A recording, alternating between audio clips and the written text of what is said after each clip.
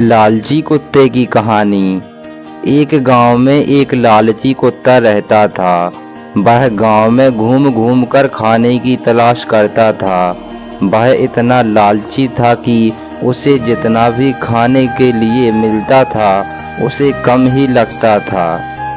गांव के दूसरे कुत्ते के साथ पहले उसकी अच्छी दोस्ती थी, लेकिन उसकी इस आदत की वजह से सभी उससे दूर रहने लगे। लेकिन उसे कोई फर्क नहीं पड़ा। उसे सिर्फ अपने भोजन से मतलब था। कोई ना कोई आते जाते उसे खाने के लिए कुछ ना कुछ दे ही देता था। उसे जो खाने को मिलता उसे वो अकेले ही चट कर जाता। एक दिन उसे कहीं से एक हड्डी मिल गई। हड्डी को देखकर उसकी खुशी का ठिकाना ना रहा। उसने सोचा कि इसका आनंद तो अकेले ही लेना चाहिए। यह सोचकर वो गांव से जंगल की ओर जाने लगा। रास्ते में वह पुल के ऊपर से नदी पार कर रहा था। तभी उसकी नज़र नीचे नदी के ठहरे हुए पानी पर पड़ी। उस समय उसकी आंखों में सिर्फ हड्डी का लालच था। उसे यह भी पता नहीं चला कि नदी में पानी में उसका ही चेहरा नजर आ रहा है।